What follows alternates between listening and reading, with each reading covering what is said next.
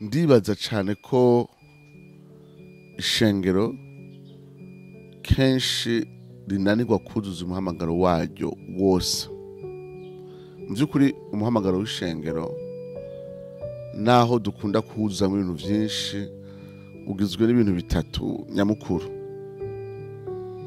Abera bacunguwe n'igikorwa cya Yesu Kristo bahamagarirwa kwadoha, guserebra, gutazira, guhimbaza iyo Mana yabacunguye, ubwo buntu bwabakijije bakabaho ubuzima bwabo bwose, ivyo bakora, ivyo bavuga mu makoraniro yabo turabadoha teho iyo Mana yaducunguye. Ubwo buzima butazira, buhimbaza, bwubasha Imana, bwumvira Imana, buryohererwa Imana, ubwo buzima buserura Imana, ubwo buzima buvuga icubahiro c'Imana, haba mu byo dukora, haba mu ngabirano Imana yaduhaye iyo tuje mu makoraniro, mu kuvuza ibicurarangisho, mu kuririmba, mu gutanga ivyacu, ubuzima bwacu bwose buhinduka ishikanwa ku Mana. Nibaza yuko umuhamagaro wa mbere w'ishengero is worship. Ubwa kabiri, ishengero rirakoranira hamwe, ari umuhamagaro twuzuza iyo dukoraniye hamwe. Mu makoraniro yacu turuzuza umuhamagaro wo kubandanya dufashanya gushushanywa na Yesu Kristo yaducunguye, aho biciye mu ngabire zitandukanye, aho biciye mu bikorwa bitandukanye bibera mu ishengero, aho biciye mu gukomezanya mu ijambo, mu guhanurana, mu kwigishanya, mu kugira iki, turushiriza gufashanya gushushanywa na Yesu Kristo. Ivyo navyo bishoboka biciye mu ijambo ry'Imana, mu kwaca mpemu yera, mu busabane bw'abera, mu ngabire zitandukanye ziko zirakorera hajya mu ishengero, kujya paravuga mu Efeso kugira ngo dukore igikorwa cibango, aho ingabire zitandukanye ziba ziko zirakorera hamwe kugira ngo uwo muntu yamaze gucungwa na Yesu Kristo arushize gushushanywa nawe. Ivyo rero uwo muhamagaro tuza kubera Imana iri kwirakoresha abantu batandukanye, ingabire zitandukanye, amamoyen de grâce atandukanye kugira ngo dushobore kubana dushushanywa na Yesu Kristo. Ni umuhamagaro w'imbere, umuhamagaro wa mbere utuga hejuru. Ariko umuhamagaro wa gatatu ni umuhamagaro w'ishengero wo gusohoka. Uwo muhamagaro wo gusohoka rero urakomeye kuko usubiza ishengero mu isi. Ducungwa dukuwe mu isi n'ishengero, twamara gucungwa tugatunga tukayirungikwamwo. Iyo tuyirunzitswemwo rero novuga ko ahanini dukora ibikorwa bitatu nyamukuru iyo turungitswe mu isi. Turevangeliza, turabwira ubutumwa abo dusangiye umuco, hamwe twakugwa nyene, babandi tuvuze batwumva, bamwe nabo tuvukana, abandi n'imiryango, abandi nabo dusangiye ururimi, nabo dusangiye imico. Abo bantu turarungikwa kuri bo kugira ngo tubabwire ubutumwa. Ariko iyo turabwira ubutumwa abo dusangiye imico, abo dusangiye ururimi, babandi nyene twakugwamwo, kenshi ijambo rikunda gukoreshwa ni evangelisation, ugavuga tubitandukanya n'ica mission duhava turangirizako. Ariko turaja kuri mission, hari ikindi kintu gikomeye duhamagarirwa gukora, umuhamagaro wo gusohoka, wa muhamagaro dusubiza mu isi, harimwo kuba ijwi ry'Imana. Ijwi ry'Imana riserura ubugororotsi bw'Imana mu isi, rivuga, rihanura, riburira isi, rivuga ivy'amahoro n'ubutungane, tufite voix prophétique.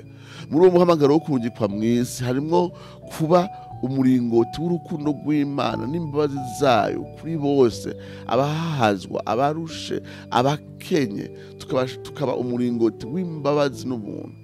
Naho batoca bakizwa, mugabo kubera tuzi ko umutima w'Imana ari umutima w'impuhwe rusange ku bantu bose yaremye, tukagwana ishaka ryo gusaba ibikorwa vyiza vy'urukundo n'imbabazi no kurondera ubutungane aho tubaye, n'ijwi ry'ubutungane aho tubaye no mu isi yose. Ariko ubwa gatatu hari umuhamagaro ukomeye cyane wo kuba igikoresho c'Imana mu bandi bantu bari kure, mu bandi bantu mu bindi bihugu kure yaho turi kure yaho twakuwe nivyo twita mission.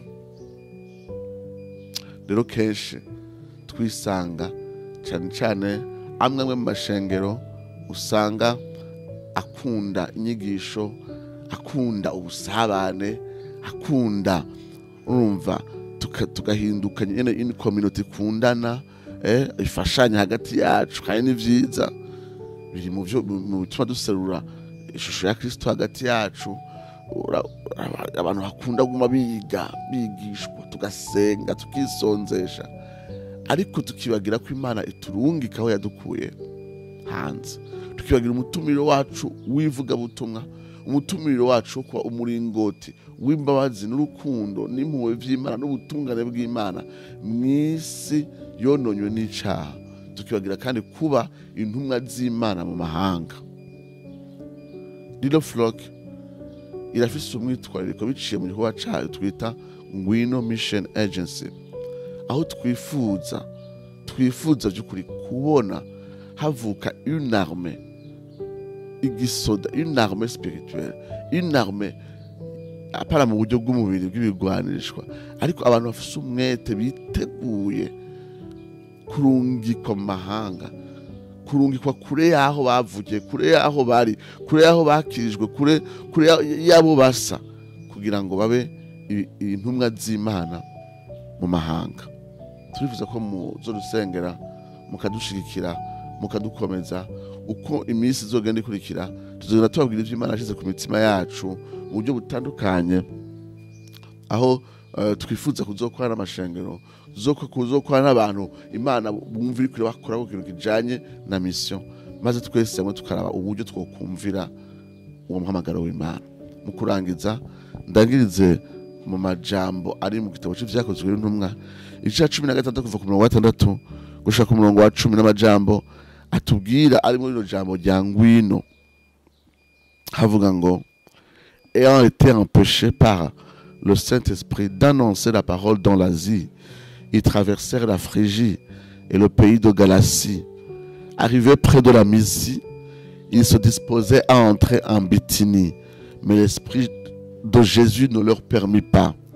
Ils franchirent alors la Mysie et descendirent à Troas. 9. Pendant la nuit, Paul eut une vision et Macédonien lui apparut et lui fit cette prière: passe en Macédoine, secours-nous. 10. Après cette vision de Paul, nous cherchâmes aussitôt à nous rendre en Macédoine, concluant que le Seigneur nous appelait à y annoncer la bonne nouvelle. Amen. Mukurangiza twibutse iyi nkuru ya Paulo aho mu rugendo rwe rwa kabiri rw'ivuga butumwa yifurije kubandaniza igikorwa yari yatanguje muri Aziya ntoya yo twita no munsi Ubuturukiya. Mbere yari yifuza no kuzuguruka amashengero aho yari yatanguje amashengero ngo amandanye ayakomeza, hanyuma yongere abandaniriza ko avuga ubutumwa muri Aziya. Ariko aho uko yagerageza kuja ahantu biranka, agereje muri Bitini biranka, agereje muri Mysia biranka, gushikaho ashika Troas rero niyumvira yuko yari avuze ati none Imana ishaka iki niko ndamubona novuga nti ari kuri côte orientale, ari ku nkengera y'amagana iburasirazuba y'uruzi rwa Eje. Ku rundi ruhande ariko arabana n'ikiyaga kinini ca Mediterane. Nukuvuga ni hano uvuga ati none nka Imana ishake nje hehe ko numva naherewe ndi imbere y'ikiyaga ca Mediterane, nuri ubwato njehe. Mugabo murabona Paulo ntiyarameze nkatwe, yari afise umutima wo kugenda, mugabo ntiyaraza aho yogenda. Nta muntu n'umwe yifuza kugenda Imana itazorongora haja. Igikomeye tubuze niki Paulo yari afise, iki naco yarabuze Imana yamigitanga uburongozi ahuja kugutumbereza. Ariko ico yari afise tudafise, umutima we wabiragira no gushikira amahanga. Maze ngo abona iyerekwa aho umuntu amubwira ati ngwino imadutukunya udufashe sekuno help us dufashe. Iri yerekwa ritwereka byinshi, ritwereka ko Imana irakora ku mutima wa Paulo, yuko hari umuryango wagutse cyane wo mu karere k'Iburaya, abo bantu batazi na gatonya ibya Kristo. Abwiwe Macedoine, yababwiwe akarere kagutse karimwo ibisagara binini nk'Ifilipo, ibisagara binini nk'Itesalonike, ahazoja kandi agatanguza amashengero. Tubona Imana imwugurira gushika mu ntara ya Akaya, i Korinto, kubandanya mu Bugiriki bwose. Iryo jambo Macedonia rya resuma umuryango w'Iburayi. Ni gutyo Paulo ahava atangura gutwara ubutumwa atari muri Aziya gusa, mugabo ni Burayi. Ariko Imana yamweretse akamo kabahamagara. Je ndiyumvira yuko naho twicaye twigishanya, tubwirana amajambo akomeye meza kandi yo muri Bibiliya, dusabana hagati yacu, tugira ibiteramo, tugira ibisagara binini, hari akamo k'abantu baduhamagara, nimudufashe bwa mbere na mbere, kuko hari igikorwa Imana iriko irakora. Imana iturungika ahantu yamaze kutubanziriza kuja gutangura gukorera mu mitima y'abantu baruhijwe n'icaha, baruhijwe n'urupfu rwazanywe mu mitima n'icaha. Abo bantu barataka kuko bakeneye ubutumwa bwiza, ariko kandi gukenera ubutumwa bwiza ni igikorwa kimwe yatangiye gukora muri bo. Ubwa kabiri, hari akamo kumbure k'abandi bantu bariko barageza gutwara ubutumwa mu mahanga, ariko bakeneye gushigikirwa, bakeneye gufashwa, bakeneye gufashwa mu nyigisho, bakeneye gufashwa mu buryo, bakeneye gufashwa mu masengesho, bakeneye gufashwa mu gutegwa intege mu majambo n'ibindi.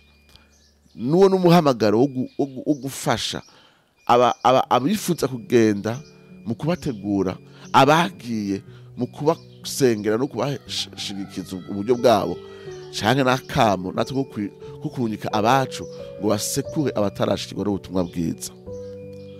Mu biganiro bitandukanye tuzogaruka kuri uno muhamagaro wa ngwino, iyo ministry ya ngwino Imana yaduhaye kugira ngo LF Little Flock Ministries kibe igikoresho c'Imana cyo gukangura ishengero ryo mu Burundi kubijanye n'ijana butumwa mu mahanga, tube igikoresho cyo gukangura mugabo no gutegura abagenda, kandi tube igikoresho cyo gushigikira amashengero kurungika, tube igikoresho cyo gushigikira abagiye, kubakomeza, kubasengera no kubashira mu buryo butandukanye. Nizere yuko abumvise ino video bazokwitega vyinshi, haba mu nyigisho, haba no mu bikorwa bitandukanye tuko turiyumvira bijanye n'igikorwa ca ngwino ministry. Murakoze.